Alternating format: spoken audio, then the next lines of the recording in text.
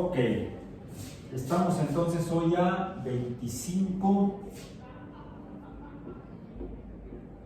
de enero de 2024 en Introducción a la Astrobiología.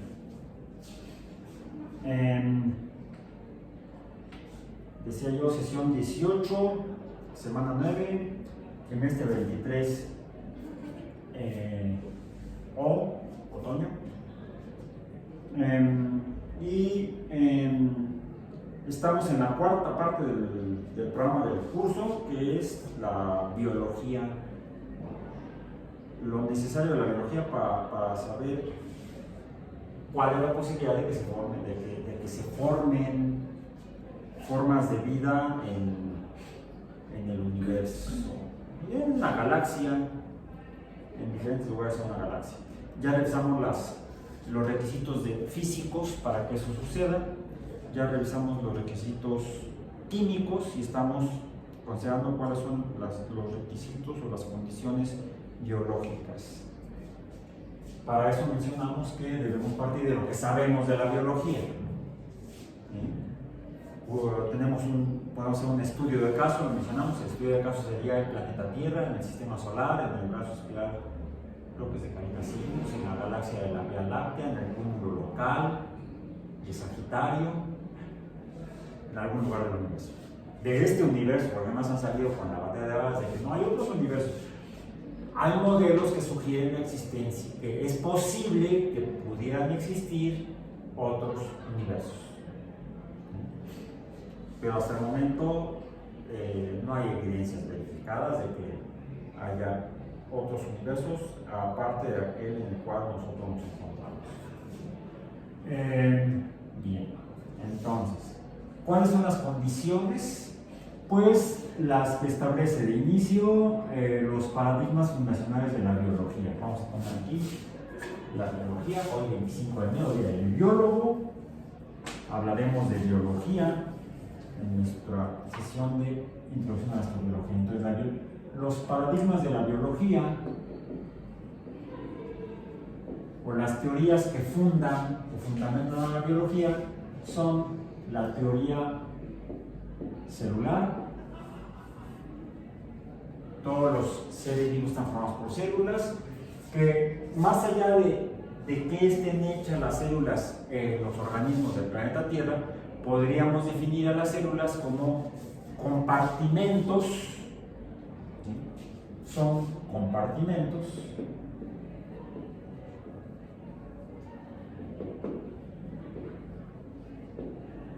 funcionales.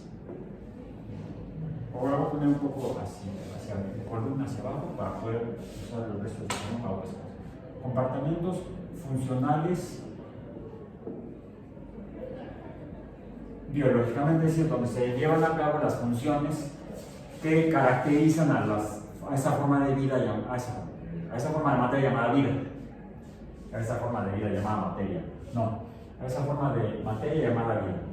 Las vimos en la sesión pasada, que toman materia y energía del entorno, procesan esa materia y energía en el entorno, digamos metabolismo, excretan esa materia y energía de manera regulada como flujos. Un flujo es un movimiento de cosas, pero no a lo loco, no caótico, sino con cierto orden. Ese orden en el cual se llevan a cabo los procesos, por tanto, serían equivalentes a lo que en matemáticas llamamos algoritmos. Una secuencia de instrucciones es un algoritmo, una secuencia de instrucciones. Esa secuencia de instrucciones es el metabolismo. Entonces pasamos a un concepto más amplio de lo que es el metabolismo. ¿Qué es el metabolismo? Un algoritmo que permite que eso exista como ser vivo, no solamente como un sistema que procesa datos y saca resultados. Como está tomando materia y energía del entorno, pues, y en esos procesos la velocidad de entrada no es igual a la velocidad de salida, vamos a decir, la velocidad de salida de materia y energía no es igual a la velocidad de entrada de materia y energía. Porque yo nada más, un poco como mi salario, nada más lo voy a pasar. Fácil viene y no fácil. No fácil viene y sí fácil se va. Bueno, parece metabolismo en serio, si se procesa. Pero no es de que entran dos y salen dos en un tiempo siempre constante. A veces entran dos y sale uno. ¿Qué pasó con la diferencia? Se queda en el sistema celular, se queda dentro del organismo, en el proceso metabólico, y eso provoca que haya quizá un incremento de materia y de energía dentro de este compartimento, y eso llevaría a un incremento de materia y por lo tanto un incremento en la masa. Dado que la masa ocupa espacio en el universo, entonces esa masa ocupa un volumen, es la cantidad con la que medimos espacio, y entonces si hay un incremento en la masa debería haber un incremento en el volumen. A ese fenómeno dentro de la biología le llamamos crecimiento, otra propiedad de las células.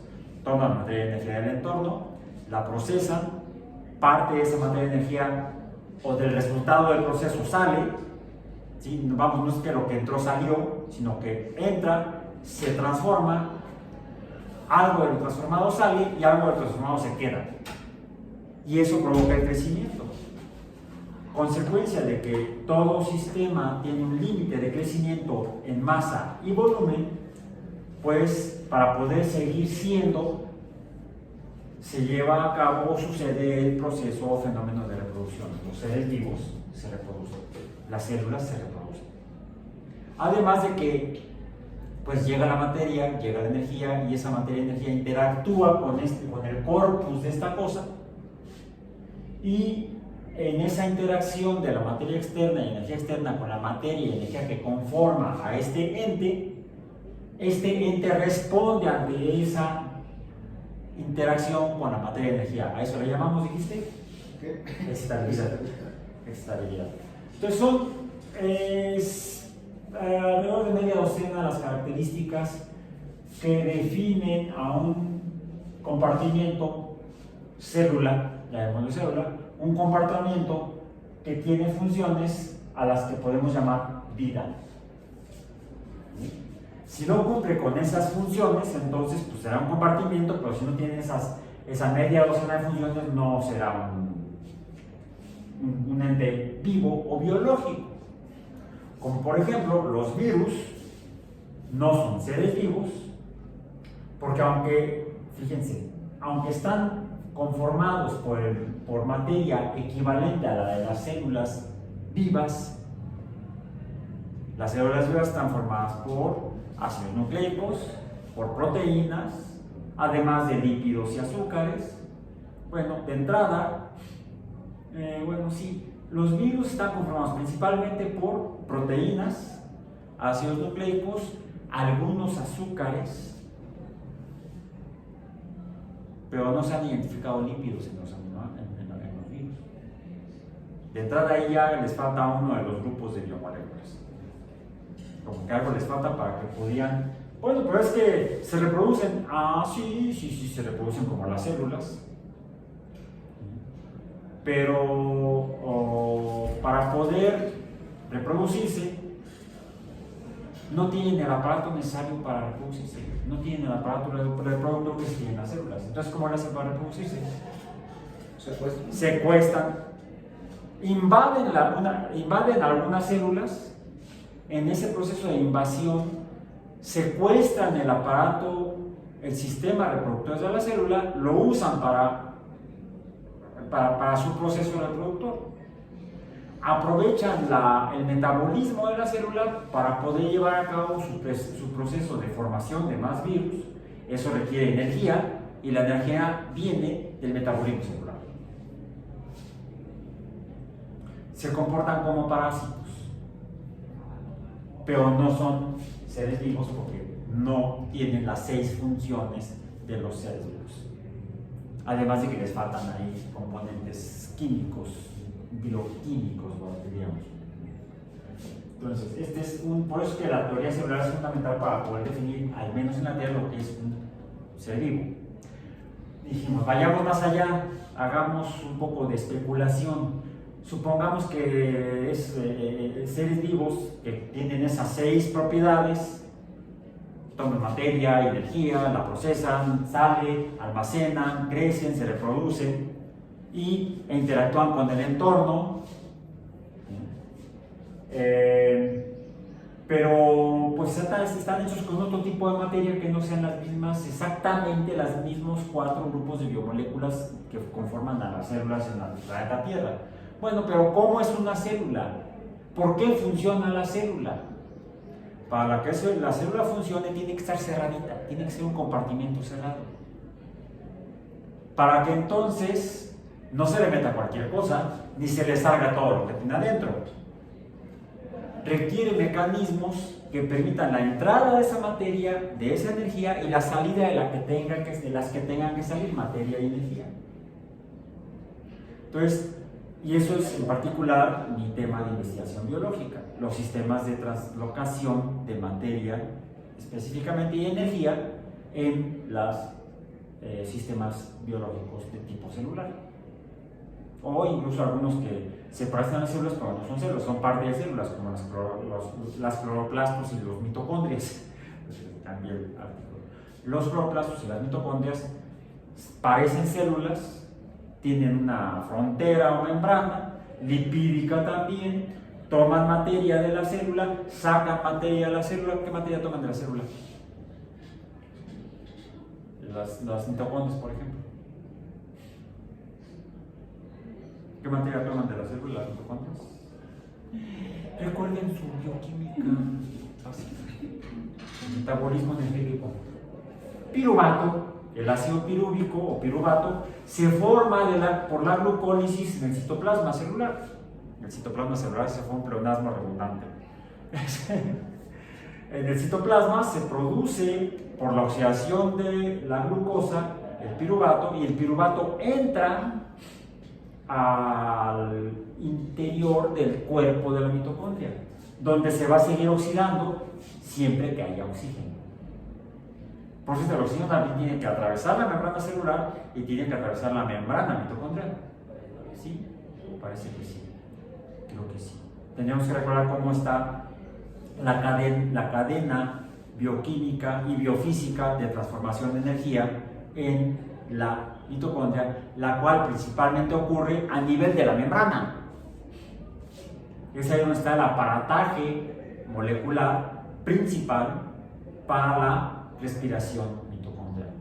Que la respiración mitocondrial es el proceso en el cual el adenosín trifosfato se fosforila para formar el adenosín trifosfato o ATP, que lo excreta a la célula para que la célula lo use para su metabolismo. Entonces, deberá haber algo de ese estilo en organismos, en otros lugares que estén conformados de alguna manera, o quizá con otro tipo de moléculas o biomoléculas, pero que deben tener la capacidad de formar cuerpos cerrados que tengan algo así como puertas selectivas. Sí, ya ven como en los antros, hay el cadenero que no deja entrar a cualquiera. Por ejemplo, a mí me llegaron a entrar en un antro en Acapulco.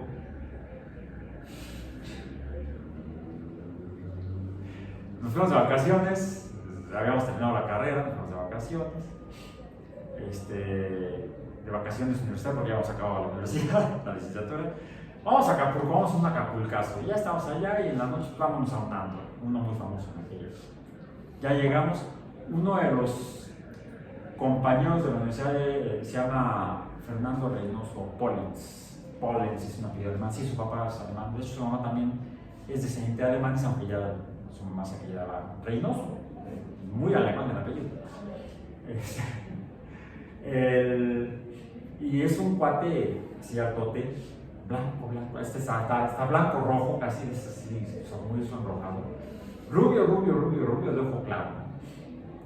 Y ya que en algunos lugares en México a uno lo discriminan por ser y parecer mexicano, como en este tipo de lugares. Y dijimos, Fernando, tú vas por delante, para que nos dejen entrar. Llegamos, llega por delante, pues venimos. ¿Quiénes vienen? Nosotros. Y me pregunta, Fernando, ¿aceptan tarjeta de crédito? Porque nos llevamos efectivo y llevamos tal. Sí, le pregunto yo, ¿aceptan American Express? No, mentira, le pregunté, ¿aceptan Diners Club? Era una tarjeta que antes salía, la tenía. Ya, hace mucho que no la veo, hace mucho que la dejé de usar. ¿Aceptan Diners Club? No, solo American Express. Ya se acuerdan. Nos fuimos a otro lugar. A mí también me discriminaban en México.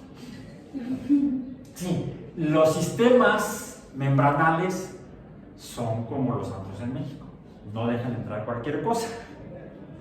Les piden la American Express, porque no hacen nada de esto.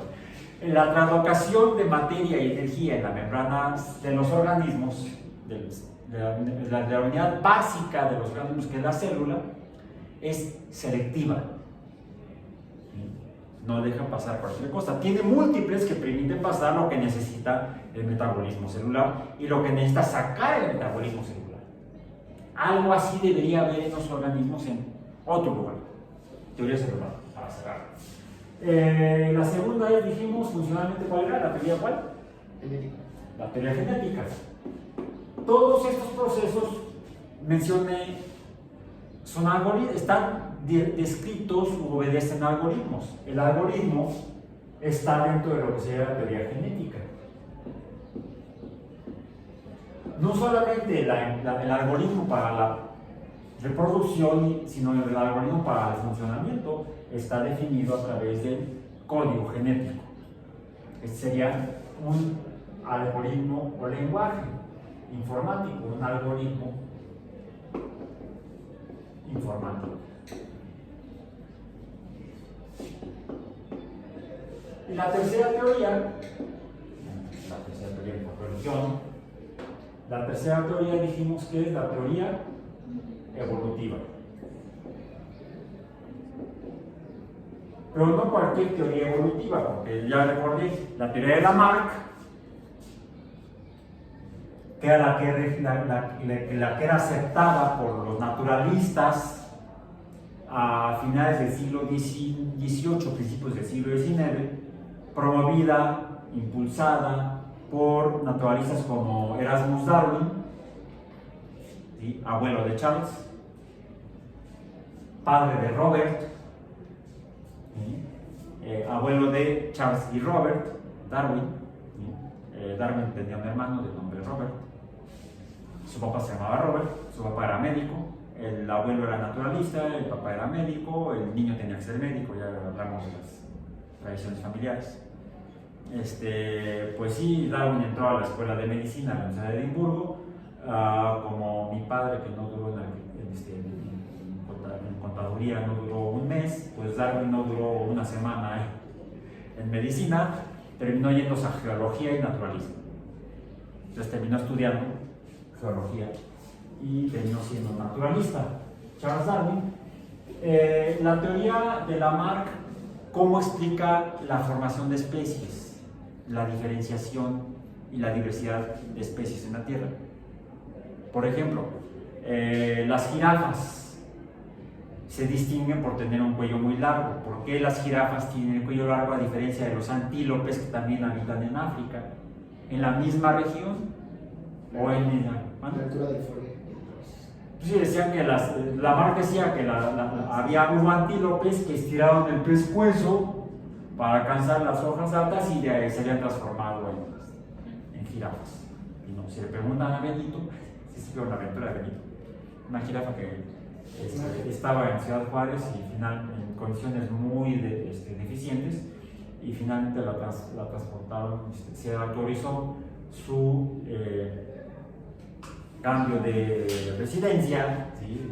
de estar en un zoológico no apropiado en Ciudad Juárez, lo llevaron a Africam Safari en Puebla, en Valsequillo. Ya está ahí, ya está bien. Ok, no, las jirafas sí son descendientes de un ancestro común de los antílopes, pero no se diferenciaron porque han estirado el cuello de algunos antílopes para alcanzar las hojas más altas de los árboles en África, sino por selección natural.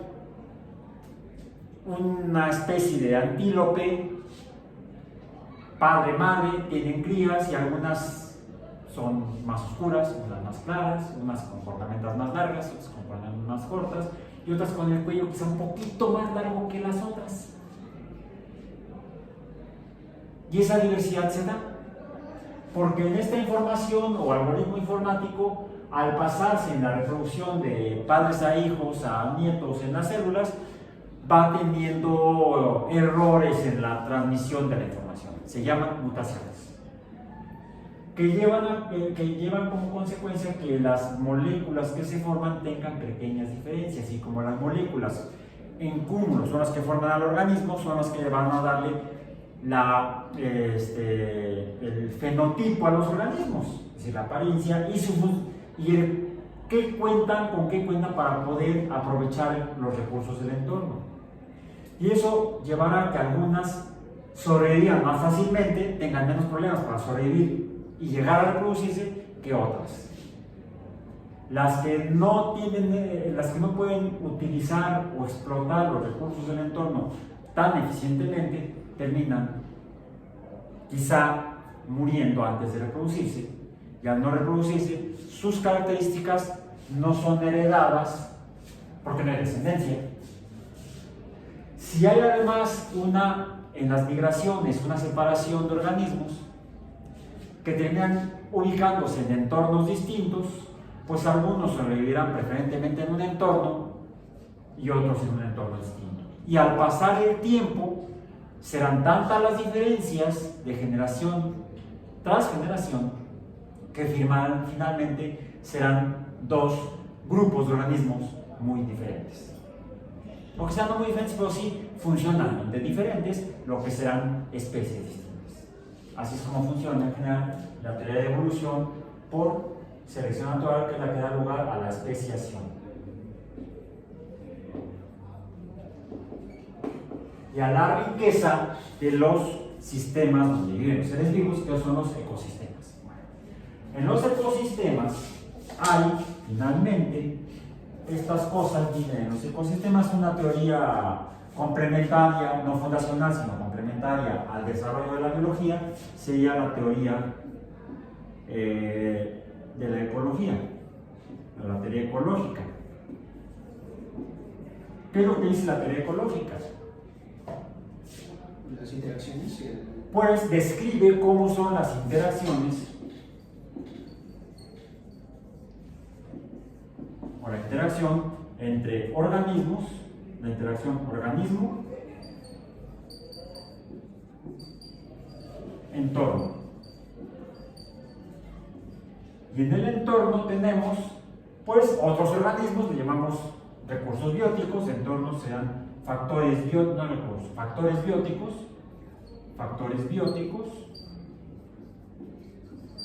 y otros serían los factores bióticos son otros organismos y lo que es resultado de otros organismos, por ejemplo el suelo. El suelo lo forman los organismos. Donde no hay organismos no hay suelo. Ya mencionamos que en la luna no hay suelo, aunque por ahí dicen the lunar soil. Bueno, ese soil no es el suelo como lo entendemos en ecología. En ecología, suelo es algo muy específico. Es la materia que existe sobre un lecho mineral, materia producida por organismos.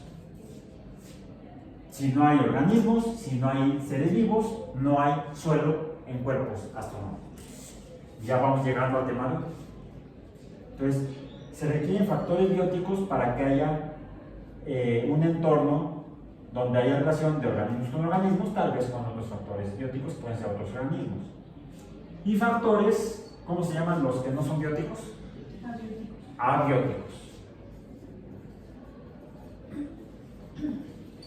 Que serían las propiedades físicas y químicas de, por ejemplo, de ese lecho sobre el cual se formó el suelo, cuál es la composición química de ese lecho rocoso, si hay hierro, níquel, cobre, magnesio, potasio, sodio, calcio, elementos químicos que quizás sean necesarios para los organismos. ¿Han cultivado plantitas? Más allá de la experiencia, ese experimento típico de preescolar de crecer el frijolito en algodón. Bueno, a veces crecen bien lo que uno siembra o lo que uno planta y a veces no. ¿Por qué? Es que no le puse suficiente agua. El agua sería un factor abiótico.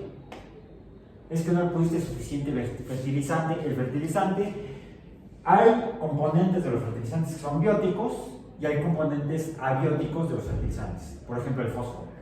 El contenido en fósforo es importante. El contenido de nitrógeno.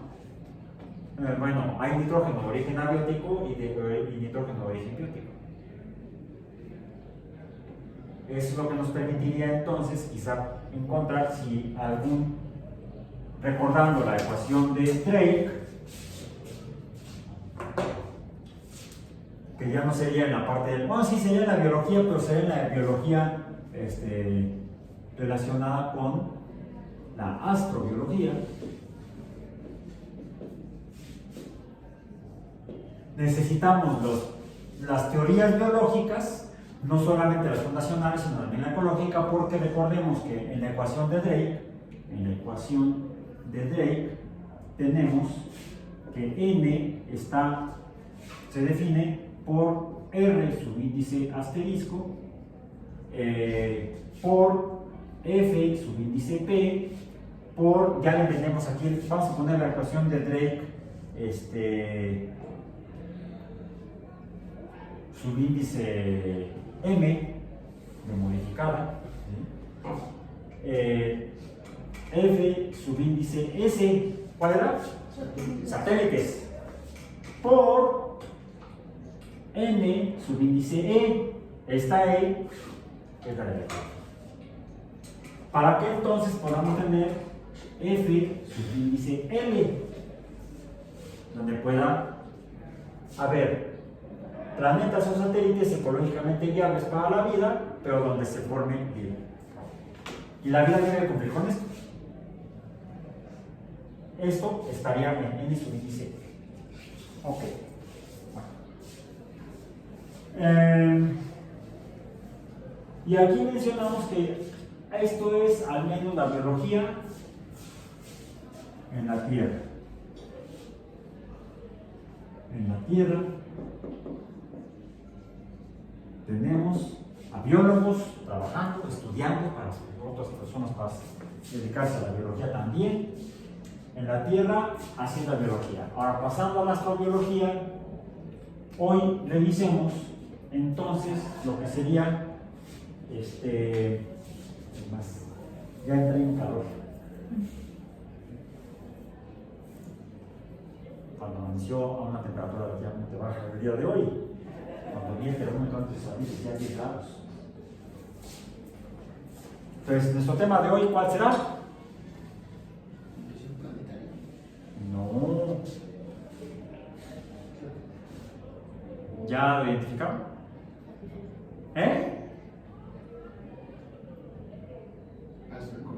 No.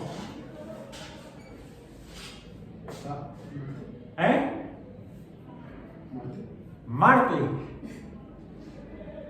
Pues sí. Ahí está. Marvin, el marciano. Entonces, Marte. Este plumón es nuevo y está medio chafón. Marte. Ya ven que los hacen como, No. Ok. Green.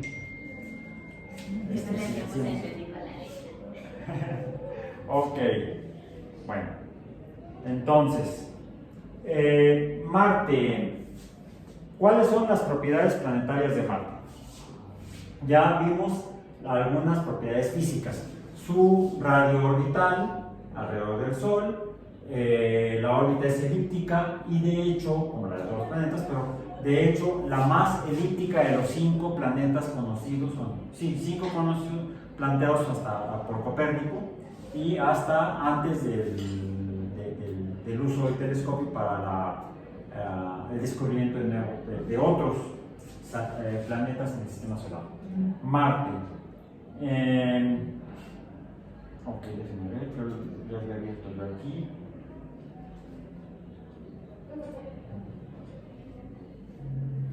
una referencia que es la hoja de datos de Marte, Mars Fact Sheet.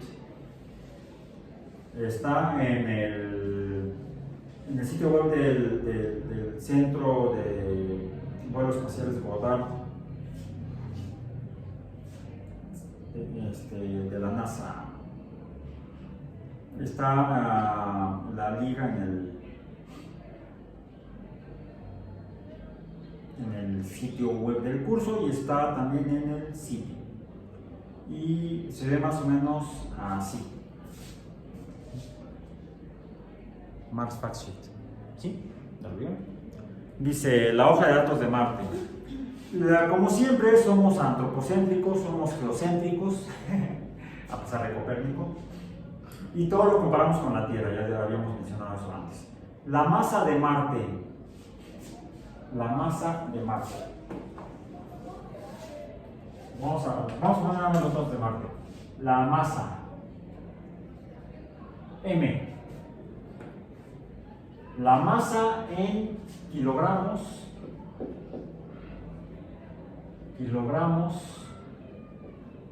es de 6.41 por 10 a la 23.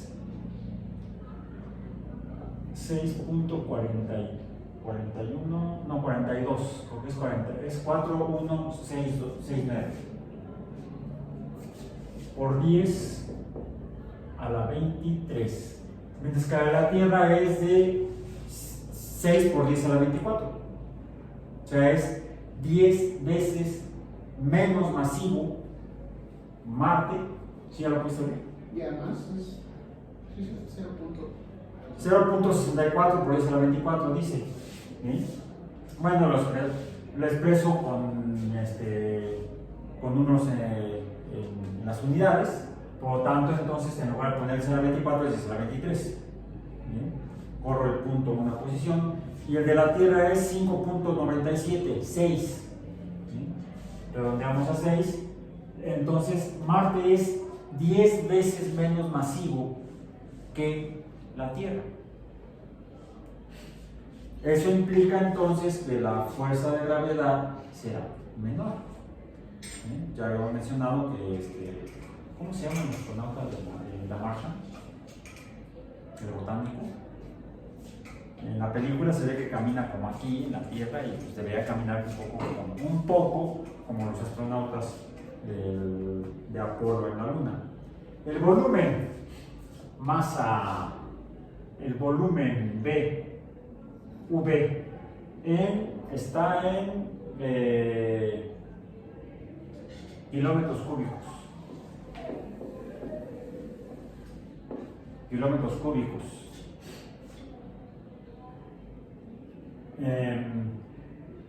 16.3 por 10 a la 10 dice. ¿Sí, verdad? Dice por 10 a la 10. Sí. Entonces sería 16 por 10 a la 10, podemos ponerlo como 1.6 por 10 a la 11. Ok. El radio subíndice E de Ecuador. El radio ecuatorial en kilómetros es de 3.396 kilómetros. 3.396 kilómetros. Pero el radio polar, R subíndice P en kilómetros, es de 3.376. 3.376.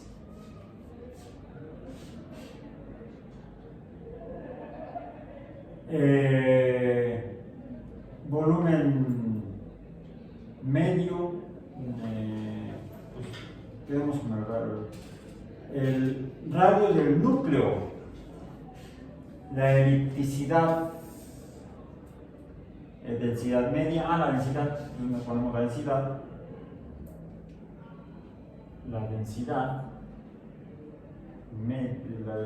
es en kilogramos entre metro cúbico. Kilogramos entre metro cúbico.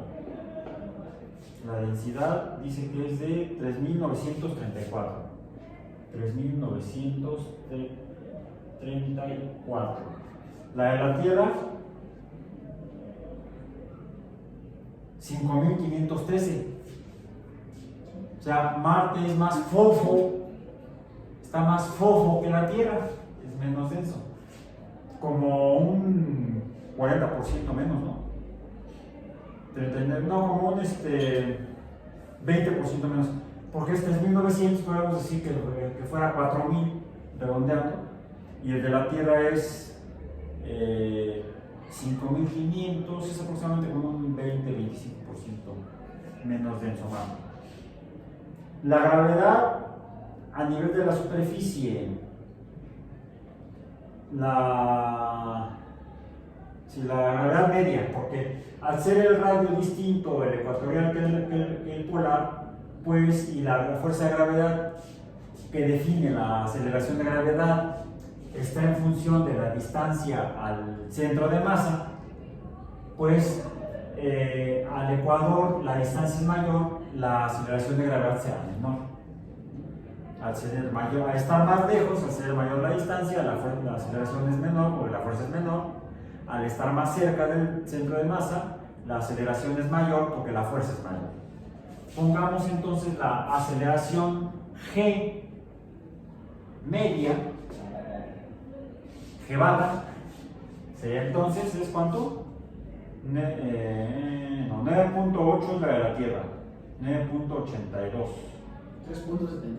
3.73 está en aceleración, es metros entre segundo cuadrado, es la aceleración.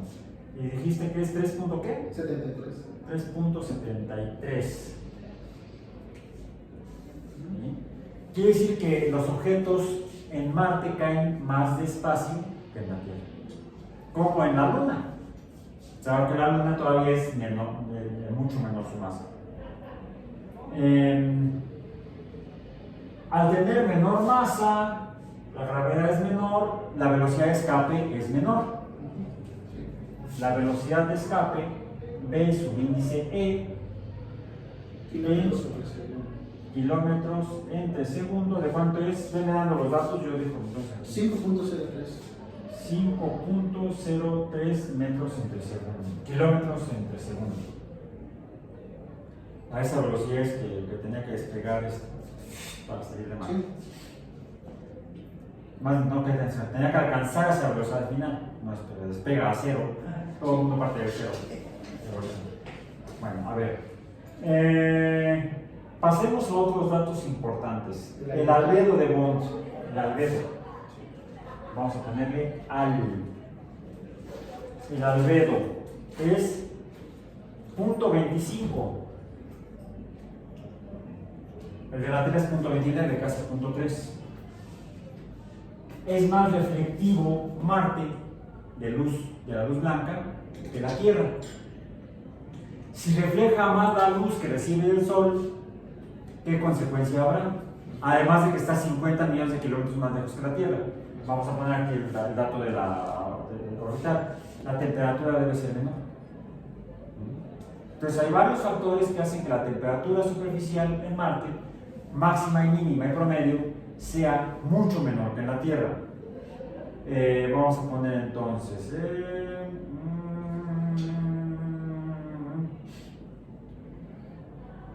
parámetros orbitales. Vamos a saltarnos a los parámetros orbitales.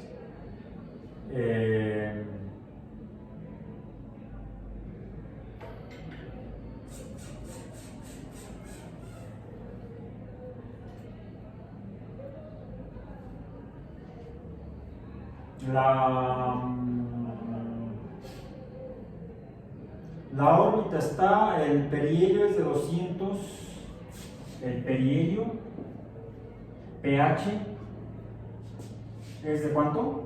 206. Está en millones de kilómetros, ¿no? Ajá. Está en megakilómetros, millones de kilómetros. O vamos a poner en kilómetros por 10 a la 6. Vamos a poner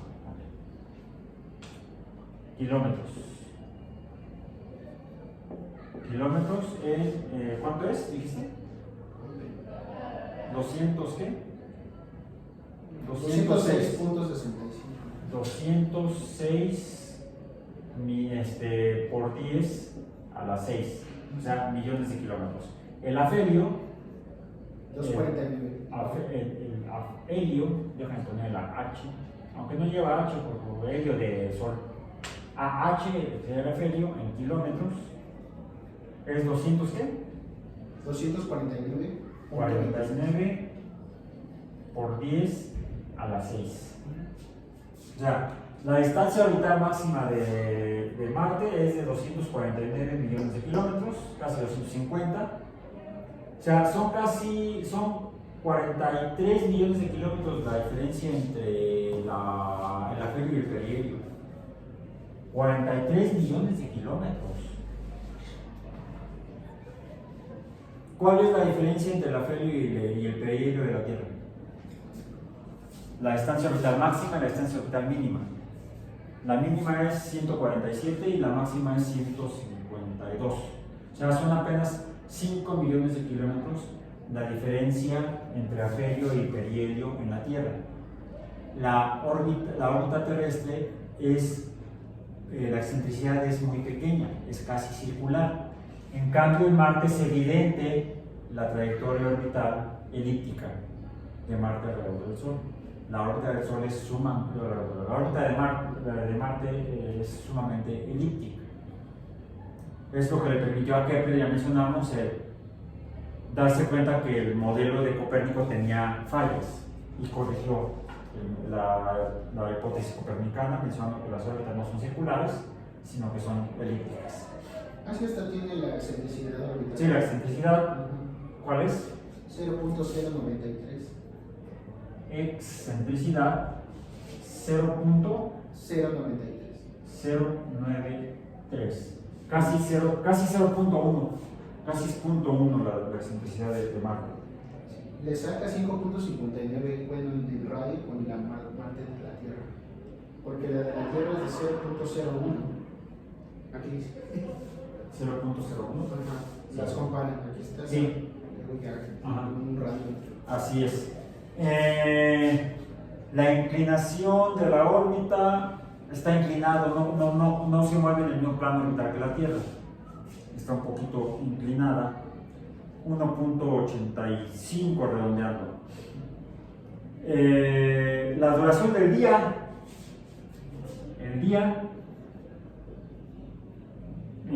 es más, les voy a poner el nombre de cómo se le llama al día en Marte. Día, ven para acá, no sé cómo se le llama. No, ¿cómo se le nombra? Dado que desde 1976 se han llevado a cabo misiones de exploración de Marte en la superficie de Marte, para no confundirse los investigadores, el proyecto fue el Viking de la NASA, para no confundirse los investigadores trabajando en el proyecto, tanto de la NASA como de las universidades norteamericanas, en qué momento de la investigación, en qué momento de la misión estaban, porque aterrizó en un día de agosto de 1976 la Viking 1 y un día de, no sé si fue en mismo agosto o en septiembre de 76 la Viking 2. Y ahí comenzó ya, en cuanto aterrizaron, vieron que la nave estaba viva, de ahí empezó el día 1 de trabajo de la misión sobre Marte. Bueno, ¿en qué día de la misión estamos? El periodo diurno, el periodo del día, es decir, de rotación de Marte y de la Tierra es muy parecido, pero no es igual. Y parecido no es lo mismo, es simplemente parecido. El periodo de rotación de la Tierra lo asumimos como de 24 horas. El de Marte es casi de 24 horas. Y esos minutos de diferencia hacen que al pasar el tiempo haya un desfase entre los días de la Tierra y los días de Marte.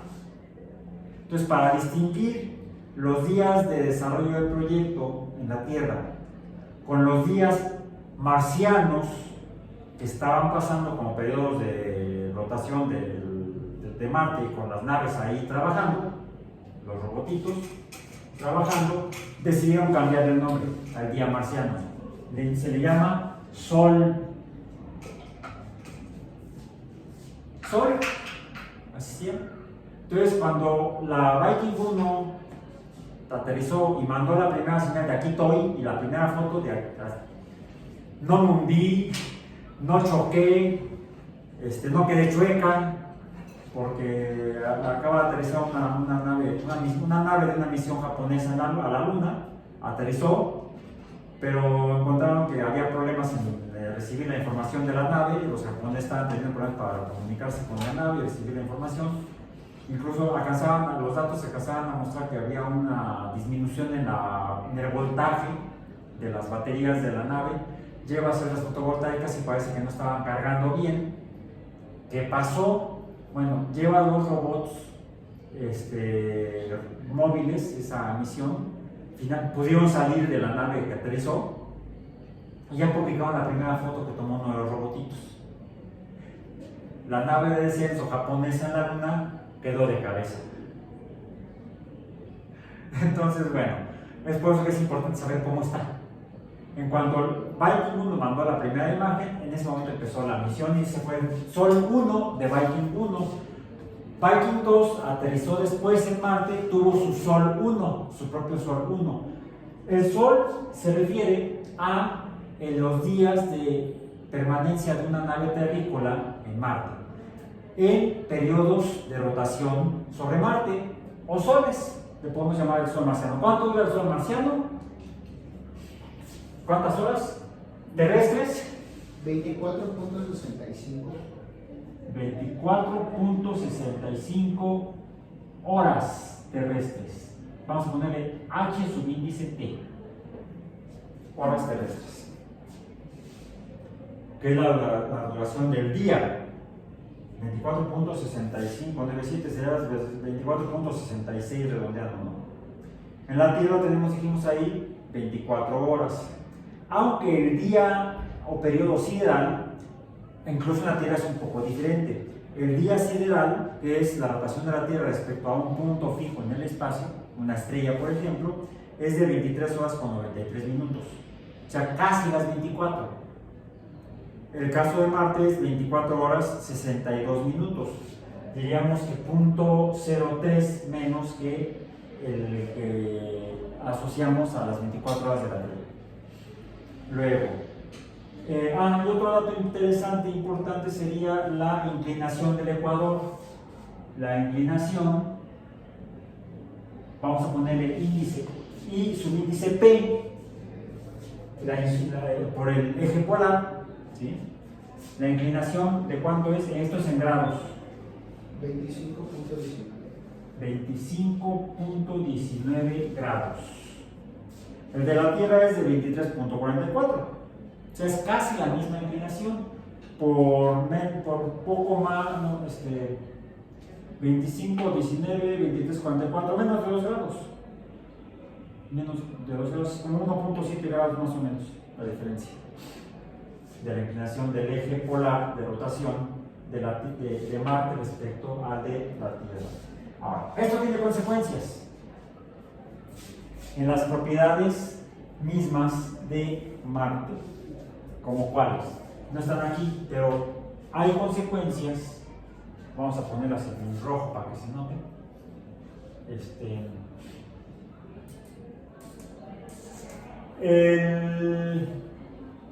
Otro dato sería la temperatura.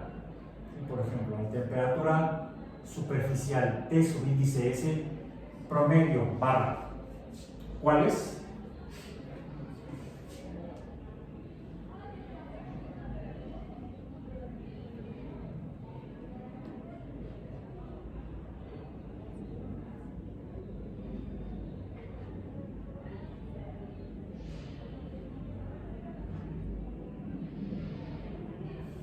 Si no, busquen algunos de los apuntes que tenemos anteriores. Tienen aquí parámetros orbitales. Masa, volumen, ecuador, surface acceleration. Acá está. No mentira, después la temperatura la temperatura del cuerpo negro.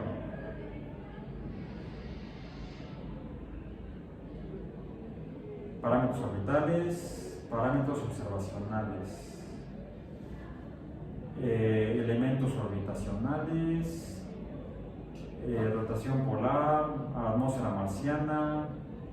Lo tengo del 22 de enero, que justamente la más alta fue de 3 grados y la más baja fue de menos 71. ¿Pero no viene la media? Sí, dice que es de la temperatura promedio es de menos 53 grados centígrados. En grados Celsius. Sí. Menos 93. 53. Aquí 53 y 53, sí, esa no. Menos 53 grados Celsius. La temperatura máxima, al menos la que tienes ahí registrada, fue de menos 70. Bueno, 3, la máxima, y de menos 71. Más 3. Y se quejan del frío aquí. Y la mínima, menos 71. Esto fue apenas el 22 de enero. Menos 71. Ok. ¿Por qué la temperatura media comparada con la de la Tierra, que es de 16 grados ya lo aumentamos un grado, comparada con la temperatura al inicio de la era industrial, que era de 15 grados?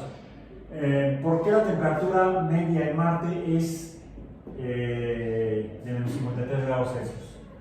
Distancia y... Hay varios factores.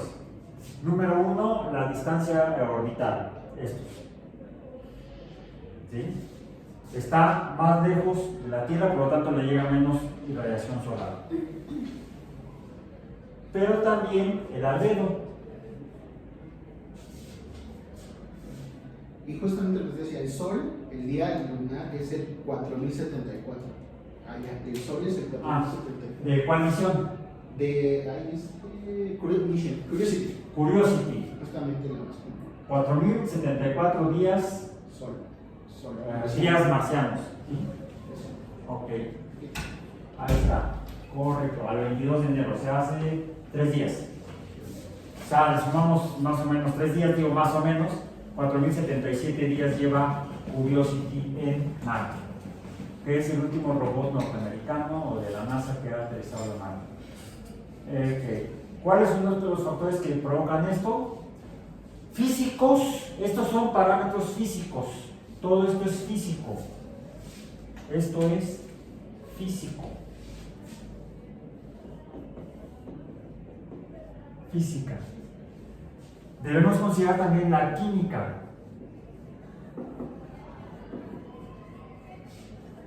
Por ejemplo, la atmósfera.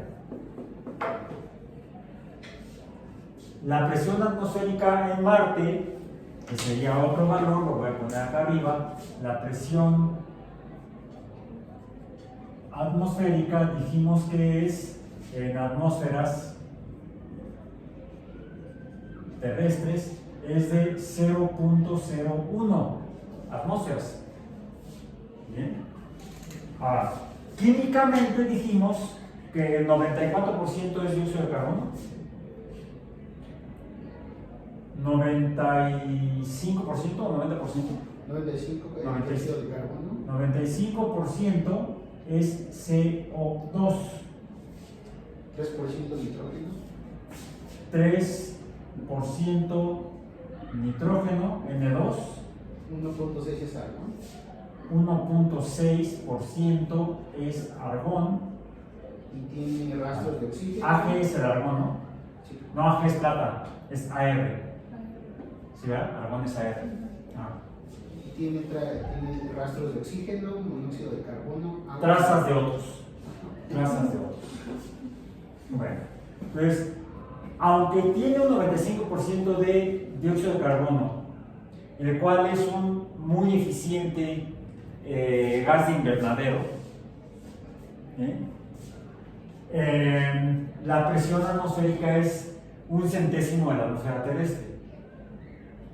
En la Tierra, lo voy a poner en negro para que tengamos presente el dato.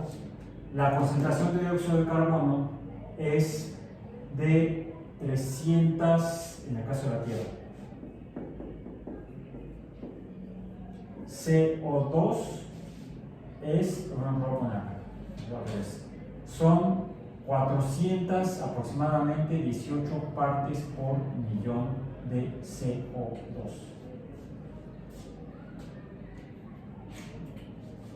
¿Cuántos 400 partes por millón? Es menos del 1%, mucho menos del 1%. Y esto lleva a que la temperatura sea de 16 grados Celsius. Muy diferentes estos con estos y esto con esto a esta presión. La presión es de una atmósfera.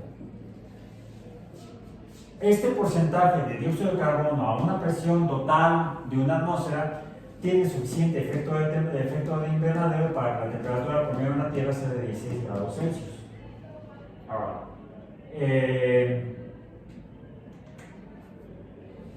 ¿por qué la presión atmosférica en la Tierra es de una atmósfera y en Marte es de 0.01? Debido a que la masa de la Tierra es, dijimos, de 5.9, este 5 me parece 6, está, 5.9 por 10 a la 24 kilogramos.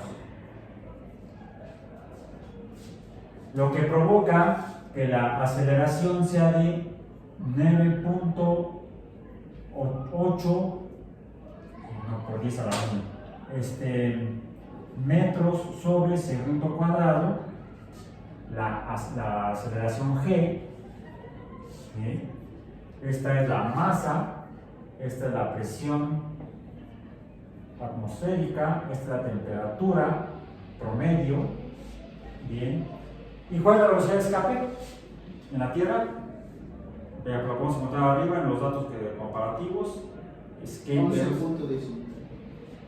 la velocidad de escape es de 11.19 kilómetros entre segundo, ¿no? Sí.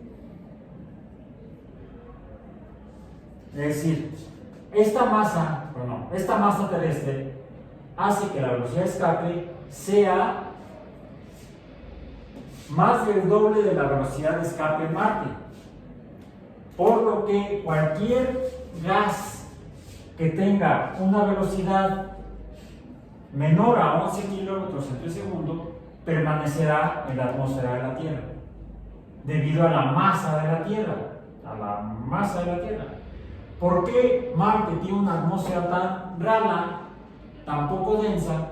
Porque su masa es demasiado pequeña para poder tener una velocidad de escape que permita que haya más gases sobre la superficie de Marte.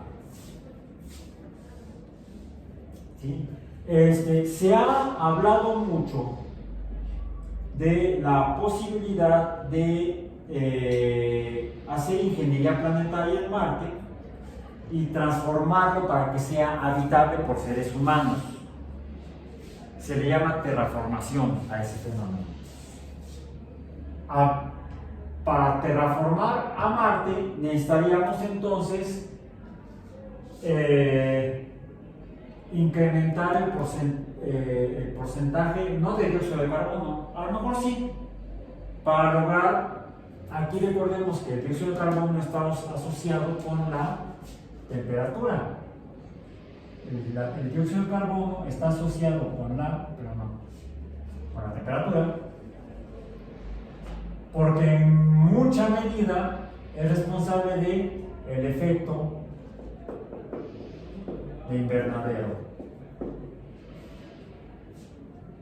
que de hecho es el que está provocando el efecto de invernadero, el que tengamos en la Tierra actualmente, con este 418 partes por millón de dióxido de carbono, una temperatura ya promedio de 16 grados Celsius en la Tierra. Bueno, si logramos incrementar no el porcentaje, sino la presión atmosférica de dióxido de carbono, podríamos aumentar la temperatura. Además, necesitamos incrementar el albedo. La Tierra es menos reflectiva, ¿sí? Refleja menos de la luz blanca que recibe el Sol. Si lográramos oscurecer un poco la superficie de Marte, retendría reflejaría menos luz blanca, y junto con un incremento en la presión parcial de dióxido de carbono, con un incremento en la presión atmosférica, podríamos entonces terraformar a Marte. Pero tenemos una limitación: la masa de Marte no la podemos aumentar para que aumente entonces la velocidad de escape. ¿Se podrá terraformar Marte? ¿Qué tanto?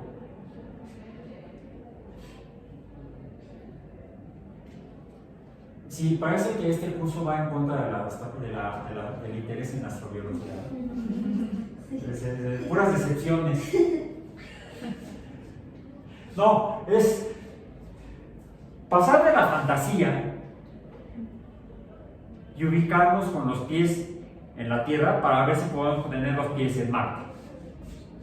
¿Sí? Poner los pies sobre el sustrato, sobre el suelo tal vez, al menos sobre el lecho rocoso, para poder partir de la realidad y no solo de la fantasía, para pensar en vida terrícola en otros cuerpos astronómicos en el sistema solar. Bueno, pensemos entonces, ok, dejemos la idea de la terraformación y ¿podemos explorar Marte? Sí, como se exploró la Luna. Podemos quizás hacer una exploración más intensa, más extensa, pues si se establecen colonias, bases marcianas, bases terrestres en Marte, bases terrícolas en Marte, donde la gente pueda vivir temporalmente, porque parecería muy difícil terraformar a Marte, al menos con base en la física, para poder hacerlo ecológicamente viable para la vida terrícola. Pero otra ventana o posibilidad que plantea la astrobiología es no la existencia de seres humanos o vida terrícola en otros cuerpos astronómicos, sino lo que realmente plantea la ecuación de Drake, las formas de vida que existan en otros cuerpos astronómicos, pero porque se hayan formado en ellos. Nativas, formas de vida nativas. Bueno, para eso es que se está realmente investigando a Marte, como es ahorita, y con base en las evidencias geológicas principalmente y geoquímicas, cómo habrá sido en el pasado. Bueno, tenemos varias referencias. Un sitio que es de una revista de divulgación que se llama space.com. Es esta la referencia, para que la consulten después. Dice aquí: Marte, todo lo que usted dice saber sobre el planeta rojo. Ya es un poco antigua, no dice que está actualizado. Si la referencia original que puse yo en el sitio web, me parece que es esta, es de 2019. Es un artículo de Choi, Marte, What We Know About the Red Planet, en space.com, febrero 7 de 2019 fue publicado por primera vez este artículo, pero afortunadamente es una ventaja de internet, contra lo que eran las revistas antiguas en papel y los libros en papel, que se pueden actualizar. Sí, dice aquí, actualizado al 10 de agosto del año pasado. O sea, esa información, si uno lee este artículo de Charles Choi, con contribuciones de Daisy Dorbijevic y Elizabeth Howell, y Mike Wall, está actualizado a agosto del año pasado con información que se ha obtenido. ¿De qué manera? ¿Cómo obtenemos la información sobre Marte, por ejemplo? Pues a través de misiones espaciales por medio de tecnología espacial. Ya no solamente por observaciones telescópicas, quizá con telescopios, por supuesto, mucho mejores que los que existían hace apenas 50 años o 30 años. Pero se han planteado misiones de exploración robótica y orbital en Marte. Desde la década del 60 se intentaron, se lograron ya a partir de la década del 70. Las primeras misiones, bueno, actualmente hay misiones, por ejemplo, de la Agencia Espacial Europea que están disponibles su consulta en el sitio de la ESA, European Space Agency. También tenemos la referencia. Aquí dice Mars Express, que es una de las misiones europeas que están actualmente llevándose a cabo en Marte. Otro es el sitio precisamente de la exploración de Marte, que es el que está consultando, Mars Science, Mars Exploration, ciencia en la NASA, exploración de Marte, donde podemos encontrar un montón de información de las misiones que actualmente están operando en Marte, tanto en superficie como orbitales, como de misiones del pasado. Efectivamente tenemos aquí los datos meteorológicos de Marte. Datos, el clima, la témpera, las condiciones meteorológicas en Marte hoy, por si piensan el día a darse un día de campo por allá, mínima -4, máxima -98. Menos 20 grados menos 72. Son Celsius, no son Fahrenheit, ¿cierto? No me elige la derecha y ya sale. Si le movemos a la derecha, y aquí está, está todavía más frío. Menos 20, máxima, mínima, -72. Hoy en cambio, en la Ciudad de México, estuvimos estoy consultando aquí mi Ciudad de México. Estamos a 20, por gusto, soleado. Sí, pero la mínima fue 9. Mínimo 8, bueno. Más 9, bueno, aquí me da más 9, es es iPhone. Máxima 25. No, pero es iPhone viejito. Es un iPhone SE. Máximo 25. Es que me he vuelto esclavo de. También es esclavo de. Más o menos la misma plataforma.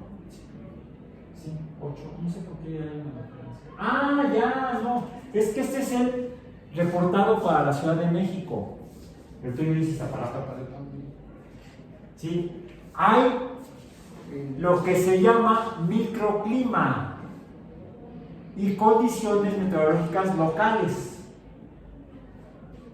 La Ciudad de México, la Ciudad de México es muy extensa.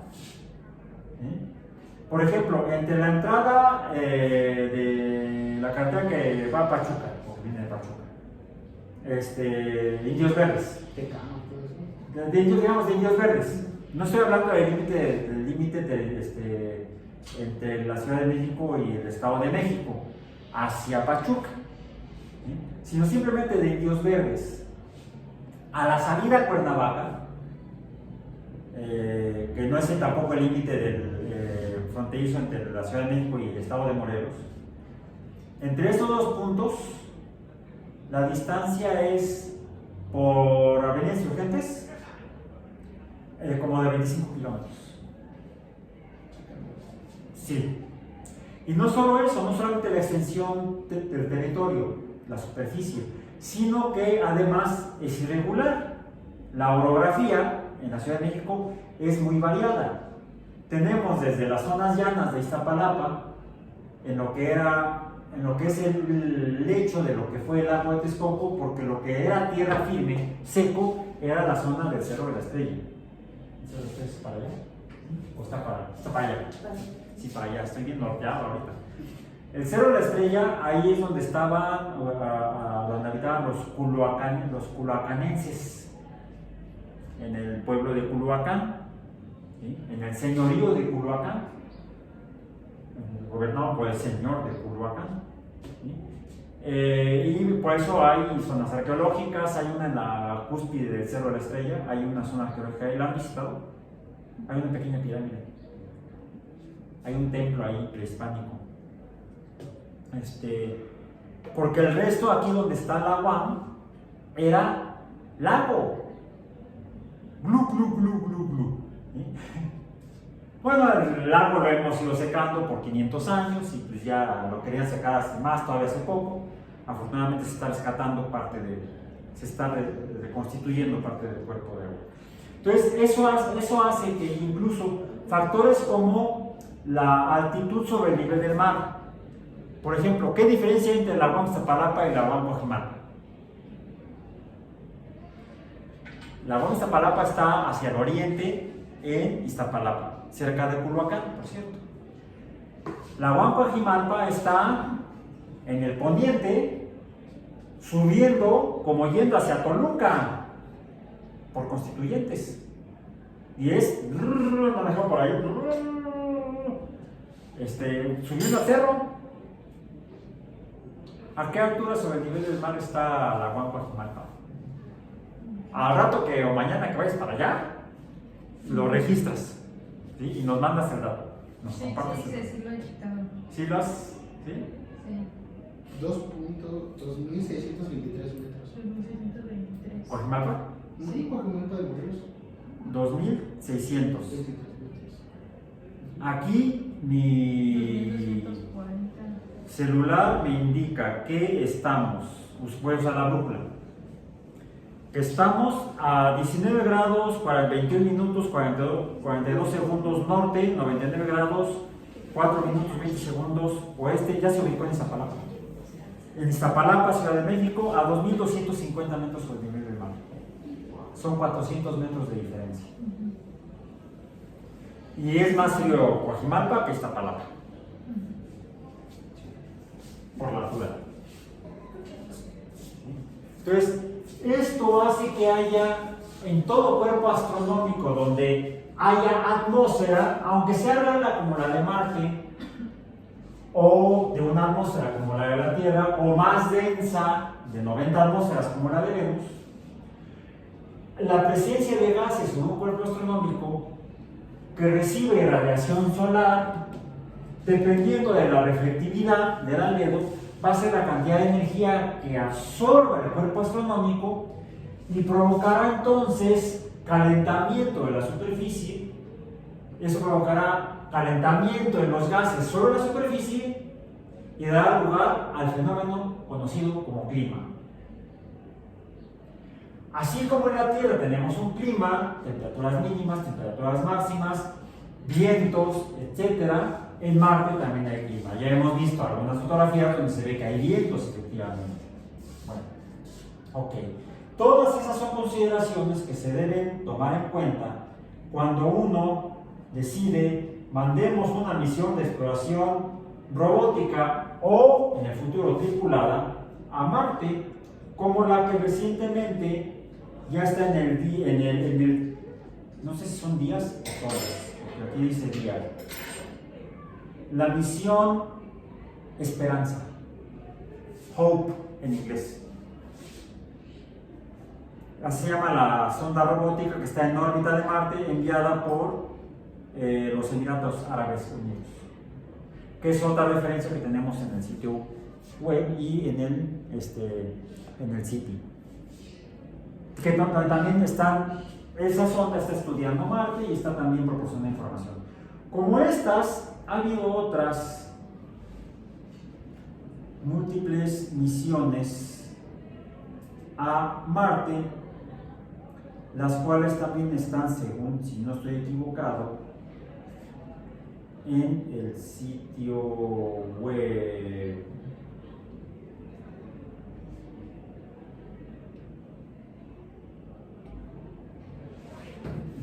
Marte.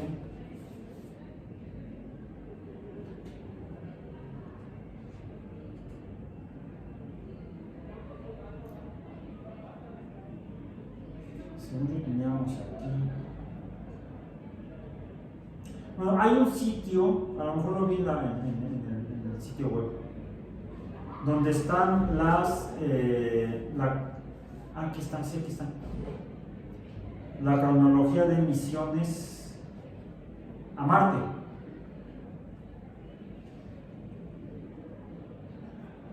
Sí, aquí está. Nada más que eso. Lo está cargando. Está medio. Aquí está, ya sabía. Es este sitio web. Está en forma muy simple, está en HTML básicamente. Donde dice cronología de la exploración de Marte. Y viene a la línea del tiempo de las misiones enviadas, las misiones espaciales enviadas a estudiar Marte. La primera que se desarrolló fue en 1960 la misión Marte 1960A por la Unión Soviética, lanzada el 10 de octubre de 1960. Bueno, hicieron el lanzamiento, que haya hecho Kaputnik durante el lanzamiento. La idea era enviar una nave que pasara por Marte, la Marte 1960A, el 10 de octubre. El 14 de octubre, 4 días después, intentaron una más que también hizo Kaputnik. Se hicieron dos por parte de la Unión Soviética en 1960. Tuvimos que esperar 2 años al 24 de octubre de 1962, cuando se lanzó la Sputnik 22. Y aquí vienen todas las que se han enviado desde entonces o intentado enviar desde entonces. Los Estados Unidos hicieron el primer intento el 5 de noviembre de 1964, hace 50 años. No, 60 años. 60 años, 1964, estamos en 2024. La Mariner 3, que se lanzó, pero falló después de ser lanzada. Por eso se dice, viene aquí como un intento de sobrevuelo de Marte.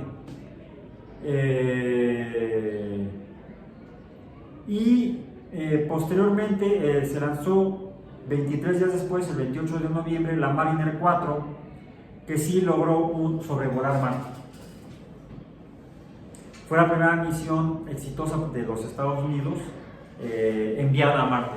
En el caso de la Unión Soviética, han tenido problemas tuvieron, porque ya no existe la Unión Soviética. La Unión Soviética tuvo siempre problemas con sus misiones a Marte. Se logró enviar el 1 de noviembre del 62 la Marte 1. Sí, a diferencia de las otras que hicieron Kaputnik, esta sí logró salir de la Tierra, y en el vuelo a Marte, se perdió contacto con ella. Se fijan que viene en azul el nombre de la misión. Si hacen clic o en porque si ahora tienes una clic, ¿verdad?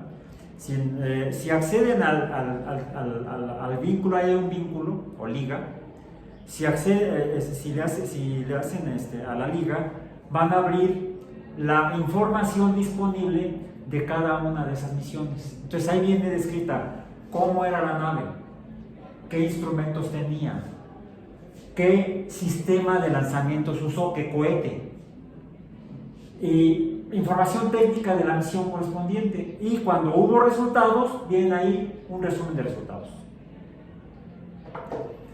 Y están así las misiones hasta, fíjense, año por año, cuando hubo, cuando no hubo. Las Mariner norteamericanas, en el 69 la Mariner 6, la Mariner 7. ¿Por qué no está la Mariner 5? ¿Por qué se envió a Venus? La Mariner 5 se envió a Venus y a Mercurio, creo. Mariner 8. En el caso de la Unión Soviética, Sputnik 22, Sputnik 24, Sonda 2, Sonda 3, Marte 69, A y B, Cosmos 419, Marte 2. Marte 2, el 19 de mayo del 71, fue un intento de orbitador, es decir, no solamente enviar una nave que pasara por Marte, sino que entrara en órbita, se insertara en órbita, y un sistema de descenso. Marte 2 logró entrar en órbita de Marte. La nave de descenso se perdió contacto con ella. Detrás de ella iba Marte 3, Mars 3, que también entró en órbita. La nave de descenso bajó, tocó suelo, sustrato marciano, aterrizó en Marte, empezó a enviar datos, pero a los pocos segundos se interrumpió. La nave orbital siguió funcionando y logró enviar imágenes y otros datos a Moscú. Luego, Marte 4, Marte 5, Marte 6, Marte 7. Los Estados Unidos no enviaron misiones solamente hasta la Mariner 8 en el 71. que también fue sobrevuelo, hasta que en 1976, yo decía aquí en agosto, el 20 de agosto de 1975 se lanzó la Viking 1, aterrizó al año siguiente, en el 76, y la Viking 2 se lanzó el 9 de septiembre de 1975. Ambas llevaban un orbitador para estudiar Marte desde la órbita y 2 sondas de descenso. Las dos lograron aterrizar y las dos operaron por más de un año. ¿Sí? Revisen los datos, están aquí también disponibles. Hubo una laguna, un periodo de 1976 hasta 1988, en las cuales no hubo ninguna misión a Marte de ninguna nación. En el 88 la Unión Soviética envió 2, Phobos 1 y Phobos 2, y ninguna funcionó.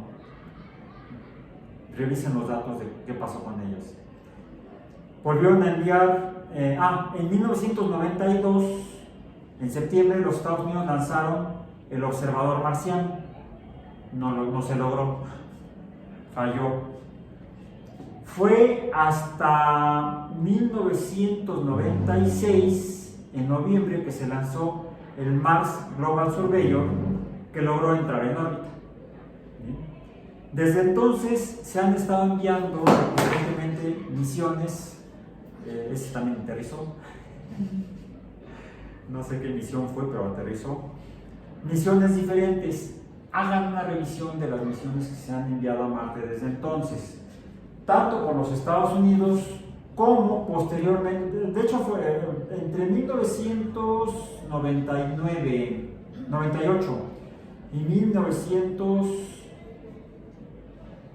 y 2007, parece que solamente los Estados Unidos se interesaban en Marte. Rusia, ya desaparecida la Unión Soviética, desmembrada la Unión Soviética, Rusia volvió a intentar enviar misiones y no ha logrado con éxito ninguna de ellas. En el 98, Japón lanzó un orbitador, el Nozomi, revisen la información, y en 2011 China intentó la misión Jinguo 1, que tampoco funcionó. En 2013 la India lanzó la Mangalian, la misión Mangalian.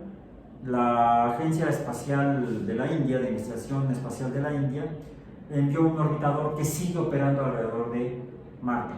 En 2013, ya tiene más de 10 años operando. Ese mismo año la NASA envió la Meire, que sigue operando, y 3 años después, en 2016, la Agencia Espacial Europea, que es un consorcio de agencias nacionales europeas, envió la ExoMars 16, que sigue operando. Bien, y así sucesivamente. Viene aquí información hasta la Tianwen 1 de China, enviada en 2020. En 2012 está aquí, está nombrado como el Mars Science Laboratory, el laboratorio de ciencia marciana o de ciencia de Marte, que se lanzó el 26 de noviembre de 2011. A diferencia de las otras misiones norteamericanas, que llevaban o una sonda de sobrevuelo, como las Mariner, o un orbitador, o una sonda de aterrizaje, como las Viking, que llevaban orbitador y sonda de aterrizaje, se han enviado misiones de solamente aterrizaje, como, déjenme ver, la Phoenix fue solamente, que esa fue enviada en 2007 al Polo Norte marciano. Phoenix aterrizó en el Polo Norte marciano, cerca del Polo Norte, no exactamente en el Polo, pero sí cerca del Polo Norte. Esa lleva solamente una sonda de descenso, no lleva orbitador. De manera similar, en 1996, ¿sí? En diciembre de 96, se envió la de la fotografía que les mostré en una sesión anterior, la Mars Pathfinder, que esa aterrizó en julio de 1997, con el robotito del tamaño de un horno de microondas. Bueno,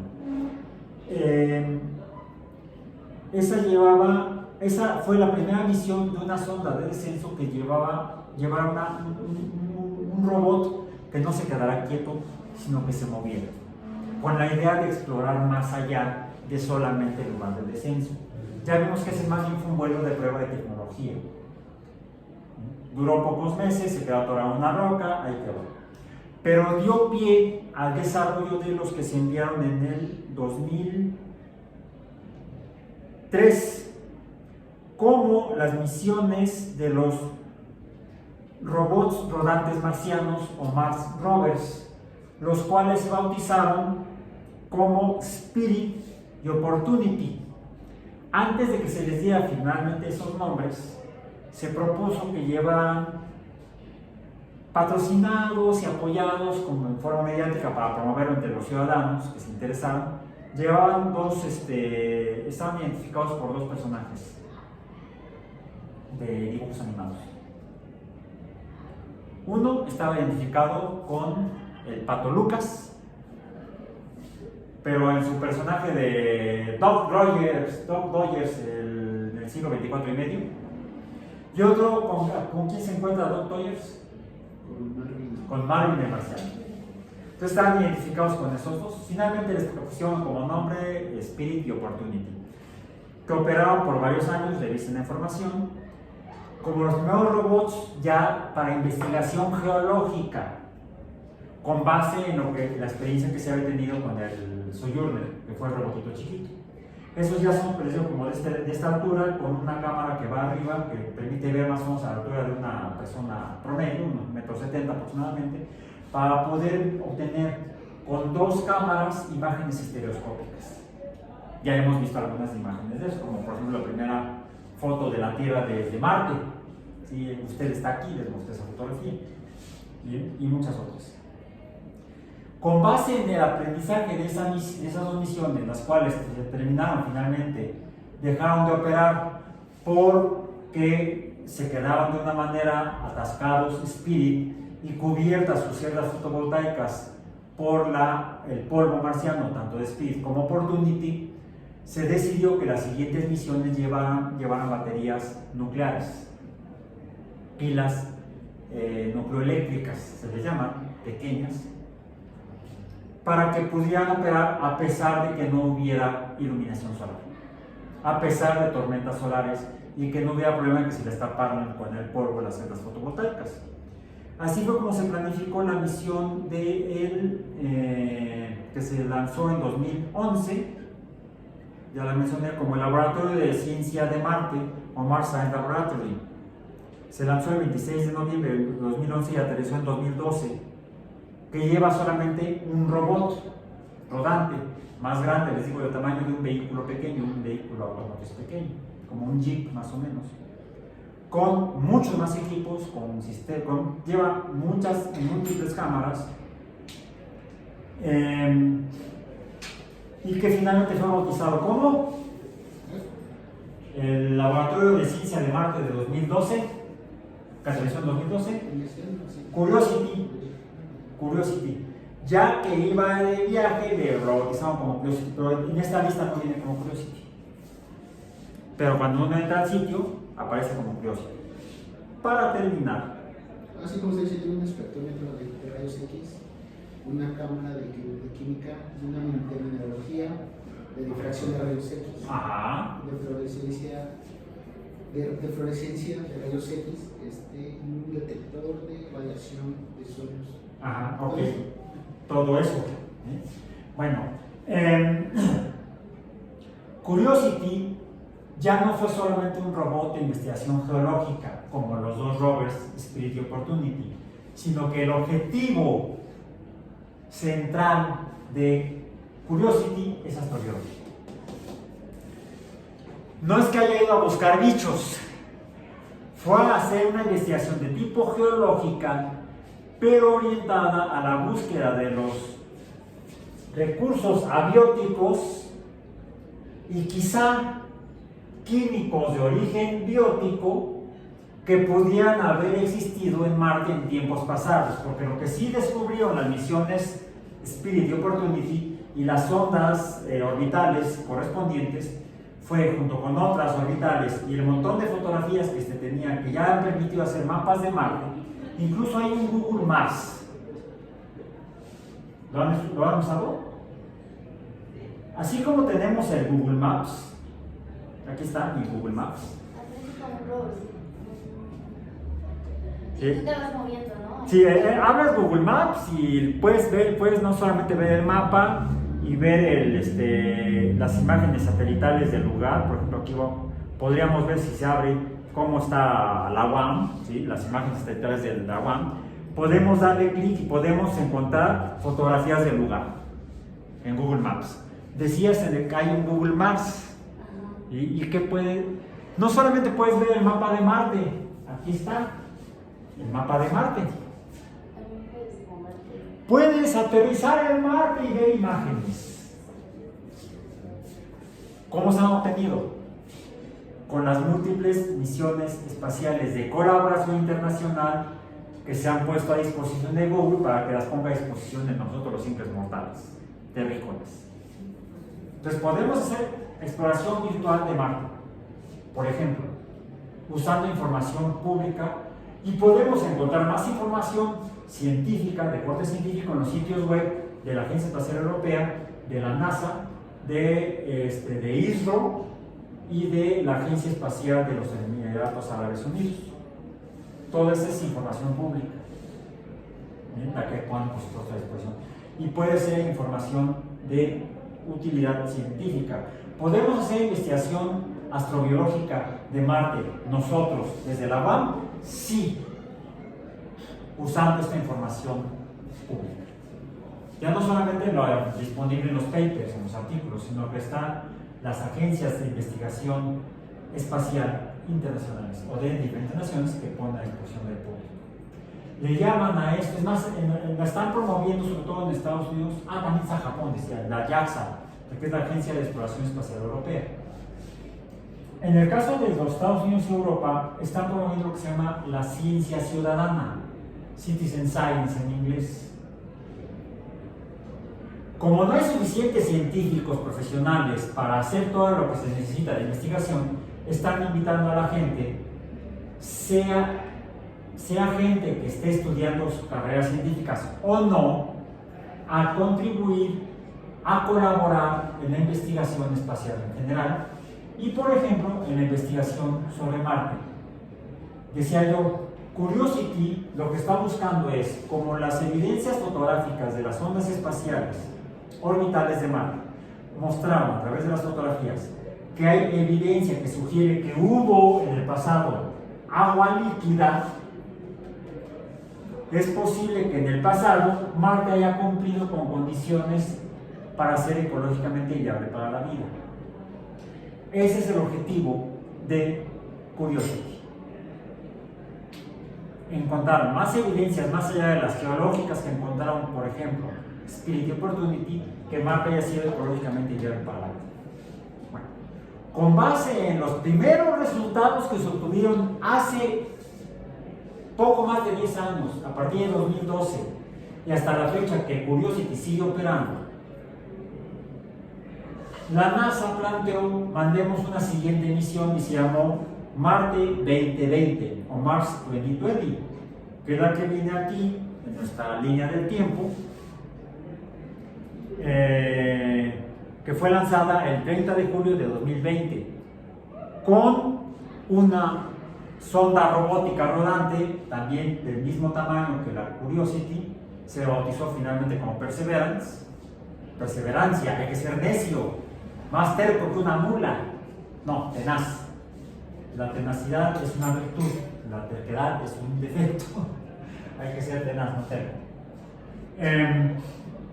Por eso se llama Perseverance. El robot lleva más instrumentos que Curiosity y lleva dos cosas que se llevan por primera vez. Número uno, un robot volador, como un helicóptero, como un, ¿cómo le llaman? Como un dron, que se iba a probar por 3 meses.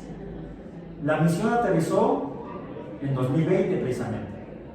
¿Sí? Tiene operando ya 4 años, Perseverance, y el robot volador también. no lleva como instrumentos más que una cámara y los sistemas de comunicación a la Tierra con los cuales lo están dando instrucciones nuevas cada vez para que vaya más allá. Inicialmente era un vuelo de prueba a ver si funciona.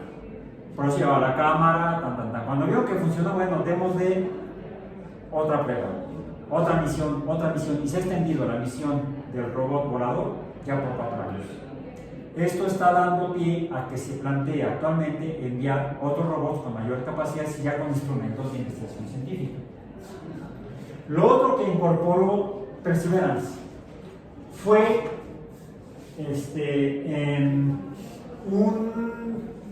una serie de cilindros en los cuales ha ido tomando muestras de lugares específicos que están encontrando interesantes, muestras de suelo marciano que ha ido dejando en un camino que se tiene completamente mapeado para en muy años próximos, enviar una misión que recoja esos cilindros, robótica, muy probablemente robótica, que recoja esos cilindros y los traiga de regreso a la Tierra. Eso es investigación que será futura, pero ya muy próxima, para la cual se están requiriendo colaboraciones internacionales. ¿Okay? Entonces, todo esto revísenlo y con eso cerramos nuestra sesión de hoy, habiéndome pasado 30 segundos.